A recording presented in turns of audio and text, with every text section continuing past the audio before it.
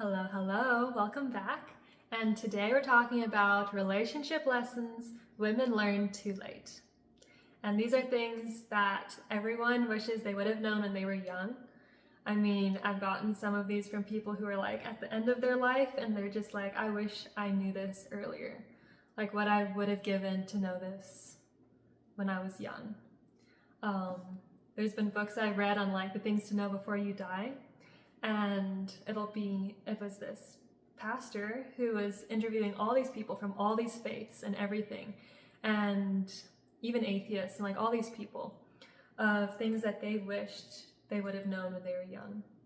And these are going to be absolutely life-changing if you put them into practice. But the first step comes in actually hearing them, right? Because then we can put into practice if we know about it. Because school doesn't teach us this, our families don't teach us this, pretty much it's like a lost art, right? So let's get into it. But before we do, my name is Amanda, and if you're new here, welcome. Here we talk everything about femininity, becoming the best version of ourselves, and becoming our own dream girl so we can live our own dream life. Because that's who God made us to be, right? We're not settling. Not this lifetime, right? So, the first one is communicate what you want. Speak in terms of desires. Say what you mean and mean what you say. I know you're probably thinking, oh, okay, communication, I already know this. No, these things are super deep. Say what you mean and mean what you say. How many of us actually do that? I was reading a quote by this Muslim I forget what it's called, not a scholar, but like a mystic. And I forget what his name was, but he said, much of love is lost between what is said and not meant and what is meant and not said. But he said it the other way around. He said, between what is said and not meant and what is meant but not said, most of love is lost. And I think that's beautiful. I mean, very sad, but so beautifully put. So yes, say what you mean. Like all this femininity content will tell you that, oh, speak in terms of just like being really sweet and be demure and all of this. No, you need the full range, and guys really appreciate a woman who can speak her mind and say what she means. Now, this doesn't mean you be mean about it or say it in an offensive way, but just saying things how they are instead of beating around the bush and expecting him to know things and giving the silent treatment when he has absolutely no idea. Because don't assume. There's so many things that men think we should know, and there's so many things that we think men should know, and we don't. Because, like, what's the book? Women are from Venus and men are from Mars or something? Like, it's like coming from two totally different planets. And honestly, God has made us so different. I think he's just laughing because of like how opposite he's made us. Yeah, it has to be something humorous because otherwise, yeah. Anyways, there's a lot of hurt that comes from people not understanding how different we are and how to make it work. So, talk about what actually matters in relationships. And this is speak in desires versus complaints. So there's, in all of life, I've been explained, there's the desire counter and the complaint counter.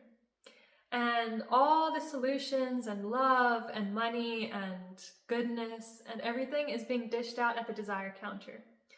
And nobody's at the desire counter. Everyone is standing over there at the complaint counter. And there's a long line for like the whole world long. And everyone's standing at the complaint counter and going away empty-handed. We have to shift to the desire counter. And I know that's hard, but it's speaking in terms of desires, figuring out what we actually want instead of saying what we don't want.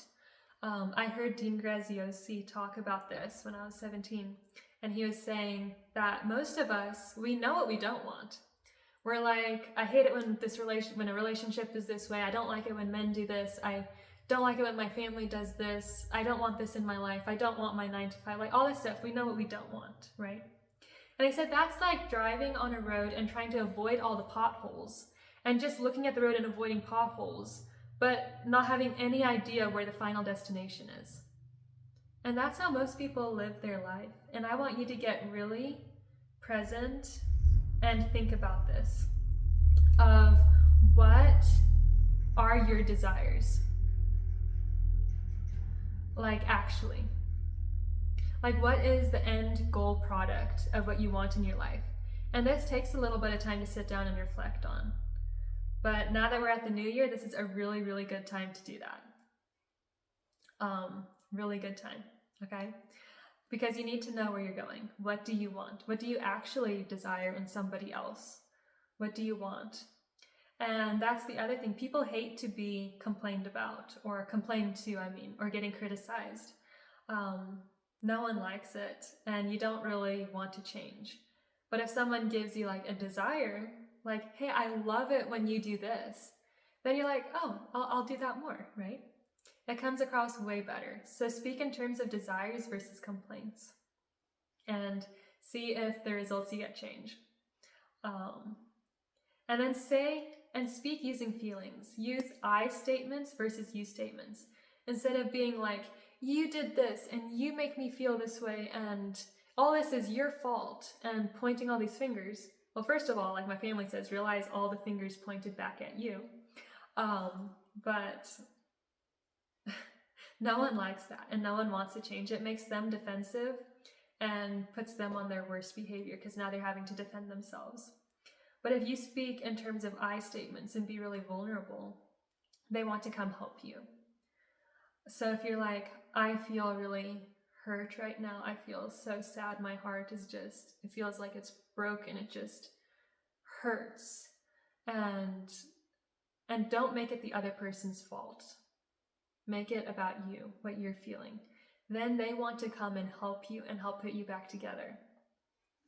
And it's a much better way for both parties, okay?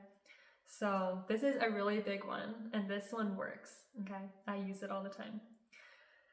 And our first point was communication. Now, for my second point is understanding your needs. Do you know what you actually need? I think I would say most women don't. Like when men ask, well, what do you want? They can't tell them. And that's not a good thing. You need to know what you want, because then you can work towards it. So understand your needs. Be in touch with what you need. Like, what do you need to feel loved? What makes you feel loved? What makes you not feel loved? Like, write them down. Be really particular about this. Or not particular, but I'll think of the word. Precise? Anyways, you guys know what I'm talking about. Because, just understanding your needs is so important because you've probably suppressed it. So do some self-work. And it's not that difficult. If you do your inner work, that's the only work you'll ever have to do. It makes life so much easier. And if you would love to do that, I'm running a flash sale on my inner work course, Divinely Favored. I have it linked down below. It's 50% off for the holidays, so definitely get it because the price will be going up really soon. And it is absolutely life-changing, the stuff in there. Go check it out. Yeah, at least read the sales page. It'll show you all the stuff in there. It is so, so good. So that's for point number 2. And now for number 3, we're going to talk about these basic skills people lack nowadays. Here in the West, we are not taught how to make relationships work or how to relate to other people. It's all about success and working and make as much money as you can and don't do anything else to waste your time, right? So most people don't know how to make things work. So we talked about the I versus you statements, which is really important, and speaking in terms of desires instead of complaints. And now this other one is really important. I'll just call it like offense in general. You can choose whether you want to take offense or not. Victimhood has been so idolized. It's like everyone wants to be a victim and be an even bigger victim than the other person. Like it's some kind of like brownie points if you do that. But underneath all of this is the idea of being offended, which I never realized until this person that I was talking to pointed it out. And I was like, wow, I have never thought of that before. And that's why it's so important to speak to people older than you, because you get so much life knowledge, things that life teaches you that you don't realize till you're older, but you can learn them when you're young if you just will talk to them. So that is a piece of homework for you guys. But yeah, if your spouse says something hurtful or doesn't do something you wanted, which also hurts, at some point you have to come to the conclusion. Okay, sorry about that. I have to move places. But yeah, you have to come to the conclusion that you're not going to let these, slights cause offense. Whether you're going to hold on to it or if you're going to let go and forgive. And so the biggest piece of advice I can give you guys that was given to me, that she said this is worth like millions of dollars if you'll just take it, and she was like, but I'm giving it to you for free, is treat each moment like it's a new moment. So treat each like new interaction as if it's a brand new moment. Don't bring any of the history into it. Because how is it so easy to talk to somebody new, or when you're first going out with somebody? It's so easy because you don't have all this buildup of resentments and stuff. So do that with your partner. Treat them as a new person, as if it's somebody new. Don't bring the past and all the resentments and stuff in with it. And that will usually come with, if you guys have a lot of background, a lot of backstory, you're probably going to need to take a day and hash all of that stuff out, and then say all the hurts you've done to each other, and the other one just has to hold it. And then bring everything up, and then say, you know what? Now that we've said everything, now we can't bring this up anymore. We've brought it up. And now, even if you remember something else, leave it be. Because what hurts things more than anything is when you always keep bringing the past up, because then the person feels like they can never move forward or they can never be forgiven. So that's a really big one. And offense and needs not met and resentments is in most all relationships, unfortunately. And so one needs to step up or nothing will change. At least if one steps up, now 50% of the dynamic can change. There's something new happening. Whereas if both people are like, well, I'm not going to change because they've hurt me more than I've hurt them or whatever, then nothing's going to change. And I know it's hard, but even for parent to or child to parent relationships or anything, be the bigger person and step up and fix it. And it will be the growth that you needed and the maturity that you need in your life, because we're all here to grow.